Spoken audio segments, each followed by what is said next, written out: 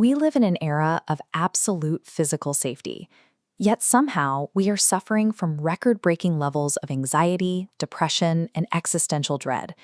Every aspect of our daily routine is frictionless. We wake up in temperature-controlled rooms, we commute in padded, climate-regulated vehicles, we consume effortless, highly processed calories that require zero physical struggle to acquire. We are marinating in comfort. This sedentary, screen-dominated lifestyle arrived incredibly fast.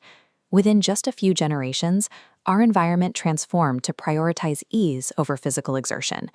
And despite all these conveniences, the internal metrics suggest a deep dissatisfaction. Polling shows that a mere 6% of Americans actually believe the world is improving. We secured the safety and shelter our ancestors desperately fought for, but by eliminating external physical struggles, our minds lacked an outlet. The stress didn't vanish, it simply turned inward. For almost all of human history, survival required constant, intense physical exertion. Our ancestors hunted, gathered, and navigated harsh landscapes entirely without safety nets. This timeline shows the 2.5 million years that hominids have walked the earth. The modern comforts that now dictate our daily experience, cars, climate control, computers, have existed for roughly 100 years. That is a microscopic fraction of our history, about 0.004%. Through all those prior millennia, our instinct to seek shelter, warmth, and high-calorie foods kept us alive. We are hardwired to seek comfort because historically, comfort meant survival. When we realized our sudden inactivity was making us soft, our solution was to engineer movement back into our lives. But we did so within the same sheltered framework, running on flat paved surfaces or inside air-conditioned rooms. Our biological operating system expects a demanding, unpredictable environment. When placed in a completely frictionless world, our ancient survival drives misfire, turning our natural instincts into modern health liabilities. There is a specific psychological mechanism that erodes our resilience. Researchers call it comfort creep. When a new comfort is introduced, our brains quickly adapt to it. The moment we accept this new baseline, the old standard immediately becomes unacceptable. Think about stairs. They were originally a marvel of engineering and efficiency. But once the escalator was invented, the idea of walking up those same stairs suddenly felt like an unreasonable physical burden. This process constantly moves the goalposts.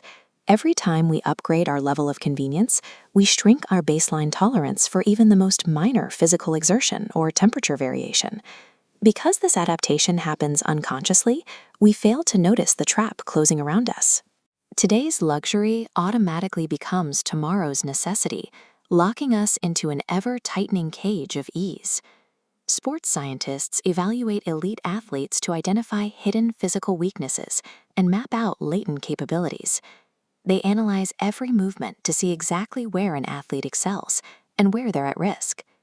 This model of human capability features a massive circle representing the absolute limits of a person's true potential. Modern comfort confines our entire existence to this tiny center dot. By never venturing to the edges, we lose vital resilience, and minor problems trigger severe anxiety. By completely bypassing the unpredictable physical edges of our capabilities, our hardwired evolutionary machinery lies dormant. We are left feeling untested, leading to a profound, lingering sense of emptiness. The only way to break the cycle of comfort creep is to consciously engineer friction back into our routines. We have to simulate ancestral struggle. Indigenous cultures understood this deeply. They utilized severe physical isolation and intense physical risk as mandatory rites of passage.